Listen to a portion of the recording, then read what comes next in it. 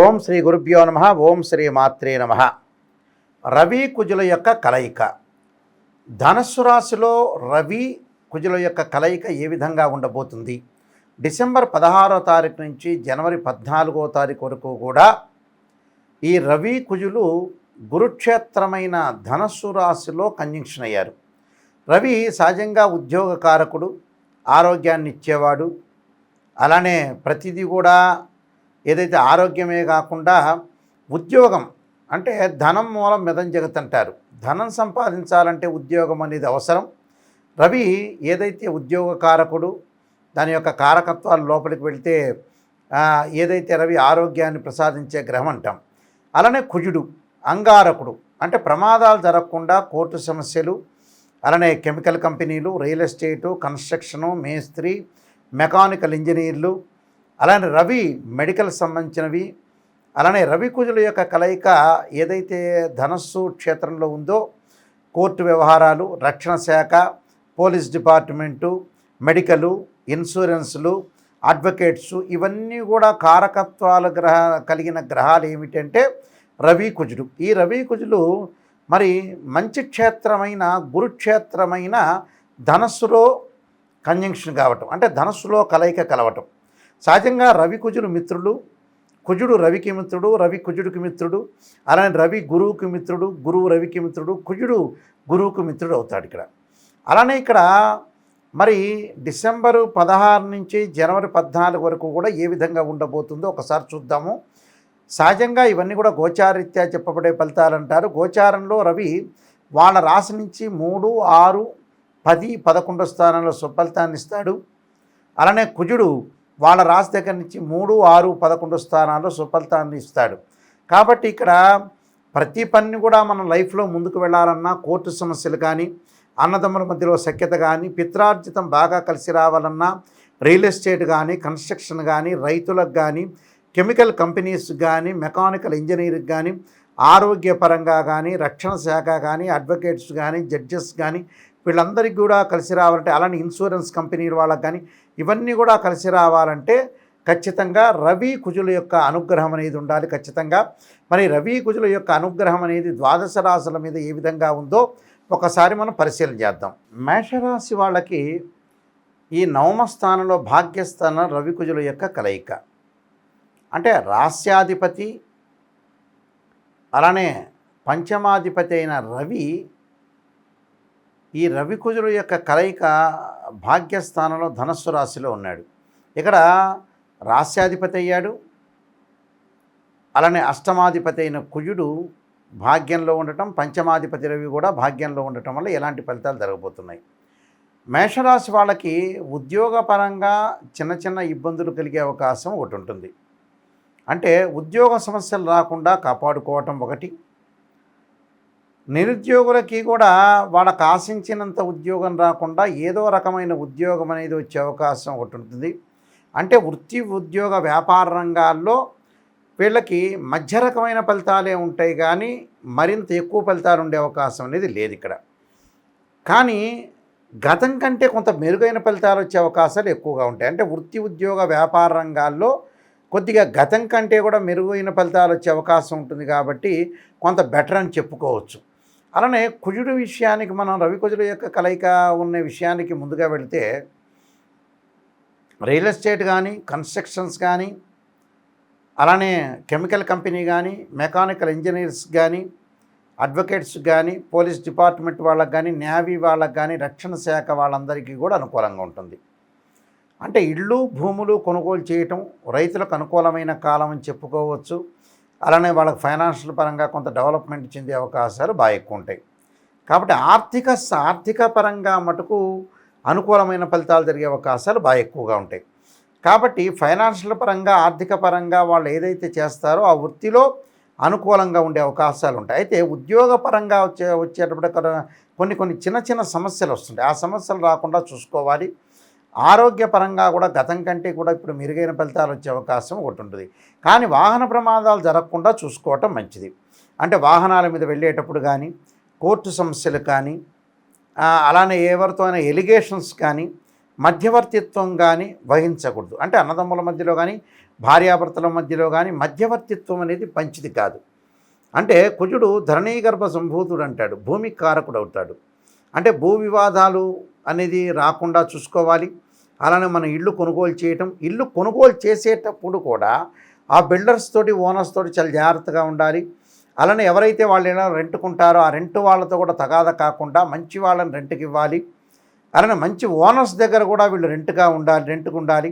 Chemical companies కానీ laboratories వాళ్ళతోటి కూడా వివాదాలు ఆర్గ్యుమెంట్స్ రాకుండా చూసుకోవాలి. అంటే ఇవన్నీ కూడా కొంత జాగ్రత్తలు చూసుకోవాలి. జాగ్రత్తలు చూసుకుంటేనే మనకు మంచి జరిగే అవకాశాలు ఎక్కువగా ఉంటాయి. కాబట్టి నేను కొన్ని పరిహారాలు చెప్పబోతున్నా. ఆ పరిహారాలు చేయండి, మీకు మంచి జరిగే అవకాశాలు ఖచ్చితంగా ఉంటాయి. చాలామంది కూడా ఉద్యోగపరంగా కొన్ని ఇబ్బందులు కలుగుతూ ఉంటాయి.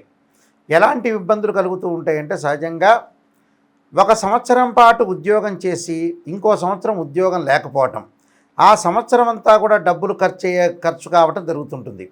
అంటే ఎగ్జాంపుల్, ఒక మనిషి ఒక 6 నెలల పాటు ఏదో ఒక కార్పొరేట్ కంపెనీలో కానీ, ఒక కాలేజీలో కానీ, బ్యాంకులో కానీ, సాఫ్ట్వేర్ కంపెనీలో కానీ ఎక్కడ చేసినా కూడా ఒక 6 నెలలు చేసిన తర్వాత ఇంకొక 6 నెలల పాటు ఉద్యోగం అనేది లేకపోవటం, సస్పెండ్ కావటం, లేకపోతే వాళ్ళకి యాజమాన్యానికి ఇష్టం లేకపోవటం, యాజమాన్యానికి ఇష్టం లేకపోయినా వీళ్ళకి ఉండలేకపోవటం రకరకాలుగా జరుగుతుంటుంది. మరి ఉద్యోగం అనేది ఎందుకు ఉండట్లేదు? కొంతమందికి ఉద్యోగం రాలేకపోవటం, ఎంత టాలెంట్ ఉన్నా కూడా, మల్టీ టాలెంట్ పర్సన్ ఉన్నా, ఎంత హై ఎడ్యుకేషన్ ఉన్నా అలాంటి వాళ్ళకు కూడా కొంతమందికి జాబు రాదు. జాబు రాకపోవడానికి కారణం ఏంటంటే, ఉద్యోగ కారకుడు ఎవరు అంటే రవి. రవి అనుకూలంగా ఉన్నాడనుకోండి, మనకి రకరకాలుగా మనం ఎలా ఆలోచన చేస్తామంటే, ఉద్యోగం రావాలంటే ఖచ్చితంగా మనకి ఎడ్యుకేషన్ పరంగా అనుకూలంగా ఉండాలి. అలానే రవిగ్రహం కూడా అనుకూలంగా ఉండాలి. రవి బాగుందనుకోండి, ఉద్యోగం వచ్చే అవకాశాలు ఖచ్చితంగా ఉంటాయి. అలానే రవితో పాటు కుజుడు ఎలా ఉండబోతున్నాడు అంటే, కుజగ్రహం యొక్క అనుకూలత కూడా ఉండాలి. అంటే కుజుడు అంగారక, అంటే రియల్ ఎస్టేట్ వ్యాపారం చేయలేక, ఇల్లు అమ్మలేక, ఇల్లు కొనలేక, గృహయోగం లేక, ప్రమాదాలు జరగటం, యాక్సిడెంట్ జరగటం, వాహనాల మీద ఇబ్బందులు, అలానే మెకానికల్ ఇంజనీర్స్కి ఇబ్బందులు, అలానే పోలీస్ డిపార్ట్మెంట్ వాళ్ళకి కానీ, అలానే ప్రతి వాళ్ళకి అడ్వకేట్స్ కానీ, వీళ్ళందరికీ కూడా రకరకాల ఇబ్బందులు కలగటానికి ఏంటంటే కుజుడు. అంటే ఆరోగ్యం మహాభాగ్యం అన్నారు. ఆరోగ్యం అనేది అనుకూలంగా ఉండాలి, ఎలాంటి ప్రమాదాలు జరగకూడదు, దీర్ఘకాలిక వ్యాధులు కూడా రాకుండా ఉండాలంటే కుజుడు అనుకూలంగా ఉండాలి. అంటే రవి కుజులు చాలా most important planets in horoscope. ఏదైతే హారోస్కోప్లో రవి కుజుల యొక్క కలయిక ధనుసు రాశిలో ఉండటం వల్ల మనం కొన్ని విషయాల్లో ఉద్యోగం రాలేకపోవటం, ప్రమాదాలు జరగటం, ఆరోగ్యపరంగా ఇబ్బందులన్నిటికీ కూడా కారణం ఏంటంటే రవి కుజులు. మరి మన జన్మ జాతకంలో బర్త్ చార్ట్ అనేది చాలా ఇంపార్టెంట్. ఇక్కడ గోచారానికి బర్త్ చార్ట్కి చాలా లాట్ ఆఫ్ డిఫరెన్స్ అనేది ఒకటి ఉంది. బర్త్ చార్ట్ ఎప్పుడు కూడా పదే చెబుతున్నాను, ఒక చెట్టు ఉంటుంది, ఆ చెట్టు కింద వేళ్ళు అనేది బర్త్ చార్టు, దాని యొక్క కాండం ఉంటుంది, దానికి కొన్ని కొమ్మలు ఉంటాయి, ఆ కొమ్మల దగ్గర ఆకులు ఉంటాయి. ఆ ఆకులు ఎప్పుడు కూడా గోచారం అంటారు. ఆ ఆకులు వింటర్ సీజన్లో రావటం, ఆ రైన్ సీజన్లో రావటం, వింటర్ సీజన్లో ఉండటం, సమ్మర్ సీజన్లో కింద పడిపోయే అవకాశం అనేది ఒకటి ఉంటుంది. అంటే రాలిపోతుంది, అదే గోచారం అంటారు. మరి గోచార పరంగా మనం చూసుకోవాలి. ఎందుకంటే గోచారం చూసుకోవాలి, బర్త్ చార్ట్ చూసుకోవాలి. గోచారం అనేది 25% ఉంటుంది. ఎప్పుడూ కూడా బర్త్ చార్ట్ అనేది 80% అనేది ఉంటుంది. బర్త్ చార్ట్ చాలా ప్రాధాన్యత ఉంటుంది. కానీ గోచారం ఎందుకు చూసుకోవాలి నాయకంటి గారు అని అంటే, ఆవగింజంత అదృష్టం ఉండాలంటే ఎంత కృషి చేసినా ఆవగింజంత అదృష్టం ఉండాలంటారు. అదే కారణం. అంటే వితిన్ సెకండ్లో మనకు అదృష్టం రావటం కానీ దురదృష్టం రావటం కానీ జరుగుతుంటుంది. ఆ దురదృష్టం అనేది రాకూడదనే ఉద్దేశంతో అదృష్టం రావాలని మనం గోచారం చూసుకుంటాం. దాని యొక్క సూచనలు పాటించి దాన్ని ప్రత్యేకంగా మనం రెమెడీస్ చేసుకుంటాం. ఆ రెమెడీస్ చేసుకోవటమే చాలా ఇంపార్టెంట్గా మనం ప్రాధాన్యత అనేది ఉంటుంది. అంటే ఇక్కడ రవి కుజుల యొక్క రెమెడీస్ కొన్ని చేసుకోవాలి. రవి బాగలేదనుకోండి జాతకంలో, ఖచ్చితంగా జిల్లేడు సమితులతో హోమము, సౌరపాస్పదాస రుద్రాభిషేకము, ఆదిత్యాయుధే సహస్రమూర్తాయ ధీమే తన్నో సూర్య ప్రచోదయాత్ అనే మంత్రాన్ని, ఆదిత్యాయుధే సహస్రకిరణాయ ధీమే తన్నో సూర్య ప్రచోదయాత్ అనే మంత్రాన్ని, సూర్యగాయత్రి మంత్రాన్ని, సూర్య నమస్కారాలు, సూర్య అష్టకాన్ని చదువుకోవాలి. ఇది ఉద్యోగపరంగా ఇబ్బందులు కలిగిస్తున్న వాళ్ళు అందరూ కూడా సూర్యుడి యొక్క ఆరాధన చేయాలి. అలానే అంగారకుడి యొక్క ఆరాధన, ఇల్లు కొనలేకపోవటం, ప్రమాదాలు, యాక్సిడెంట్, ఇవన్నీ కూడా నేను చెప్పాను కదా. అంగారకుడు బాగలేదనుకోండి, అంగారకాయుధే శక్తిస్తాయ ధీమే తన్నో భౌమ ప్రచోదయాత్, తత్పురుషాయుధే మహాసేనాయ ధీమే తన్నో షణ్ముఖ ప్రచోదయాత్ అనే మంత్రాన్ని, అలానే ధరణీగర్భ సంభూతం విద్యుత్కాంతి సమప్రభం కుమారశక్తిస్తంచ మంగళం ప్రణమామ్యం అనే మంత్రాన్ని, అలానే అంగారక పాశుపత రుద్రాభిషేకాన్ని, అంగారక పాశుపత హోమము, కందులు, గోధుమలు, ఎర్రని వస్త్రము, అలానే ఎర్రని పూలు దానం చేయాలి. అలానే కందులు కానీ గోధుమలు కానీ దానం అనేది చేయాలి ఖచ్చితంగా. అంటే రవికుజులు ఉద్యోగం అనేది ధర్మం, ఉద్యోగాన్ని పాటించాలి, ఉద్యోగం చేయాలి, లేదా వ్యాపారం చేయాలి, ఏదో ఒకటి మనిషి అనేది ఒక వ్యాపకం అనేది ఉండాలి కాబట్టి ఖచ్చితంగా ఉద్యోగ ధర్మాన్ని పాటించాలి. కాబట్టి ఇక్కడ రవికుజుల యొక్క దోషం అనేది జన్మ జాతకంలో ఉన్న గోచారంలో ఉన్న దాని యొక్క రెమెడీ చేసుకొని ముందుకు వెళ్ళాలి. రెమెడీ చేసుకొని వెళ్తే మనకు మంచి జరిగే అవకాశాలు ఖచ్చితంగా ఉంటాయి. అలానే దీని విషయంలో ముందుకు వెళితే బర్త్ చార్ట్ చాలా ఇంపార్టెంట్ అని నేను చెబుతున్నాను.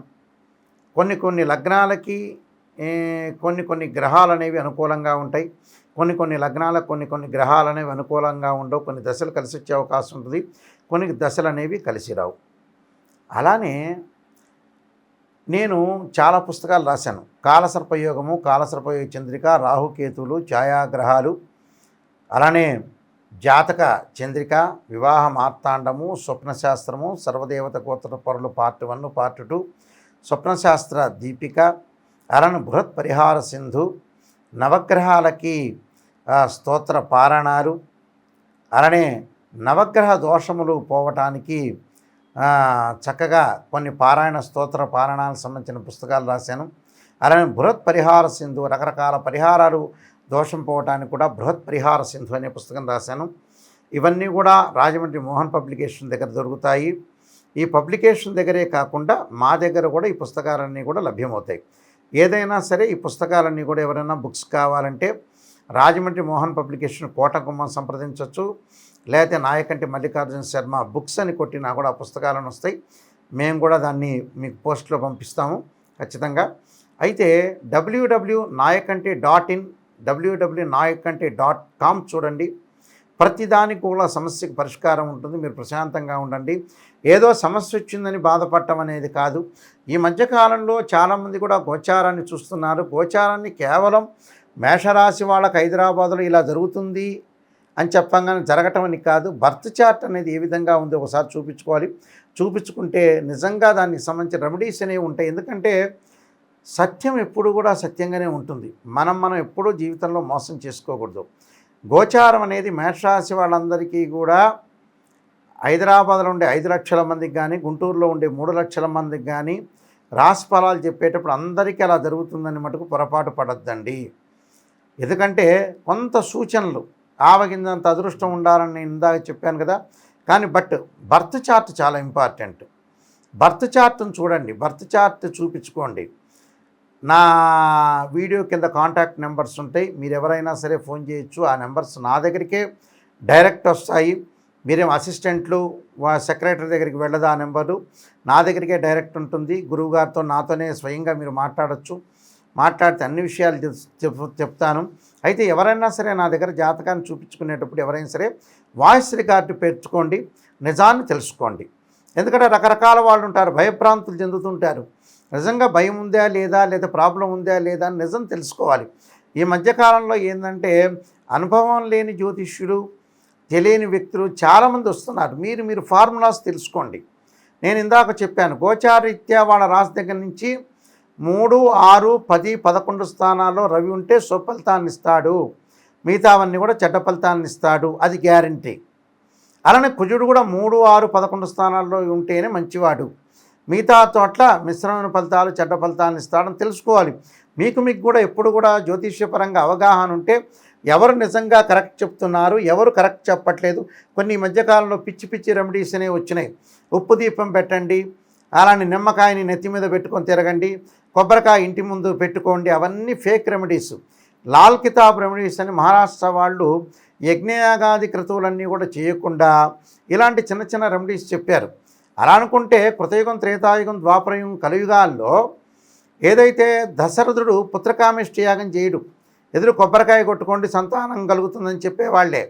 అలా చేయాలి. యజ్ఞము అనేది యాగము, జపము, అభిషేకానికే చాలా ప్రాధాన్యత ఉంది. ఎవరిని పడితే వాళ్ళని జాతకాలకు ఫోన్ చేసి మోసపోవద్దండి. చాలామంది కూడా మన ఏజ్ అయిపోతుంది, లైఫ్ స్పాన్ తగ్గిపోతుంటుంది, పిల్లల యొక్క పెళ్ళిళ్ళు చేయండి, ఉద్యోగాలు చేయండి, లేట్ చేయొద్దండి. లేట్ చేసుకోకుండా జీవితం అనేది 50 ఏళ్ళు 55 ఏళ్ళు కాగానే ఎవరు కూడా ఉద్యోగం చేయలేకపోతున్నారు, ఎవరు కూడా బిజినెస్ చేయలేకపోతున్నారు. కాబట్టి అలర్ట్గా ఉండండి. లైఫ్లో అలర్ట్గా ఉండి డబ్బులు కూడా దేనికి ఖర్చు పెట్టాలో దానికి ఖర్చు పెట్టి ముందుకు వెళ్ళండి. ఏదైనా విషయాలున్నా కూడా మీరు సంప్రదించండి. మీ అందరికి కూడా మంచి జరగాలని ఆశిస్తూ సర్వే జనా సుఖినో భవంతు.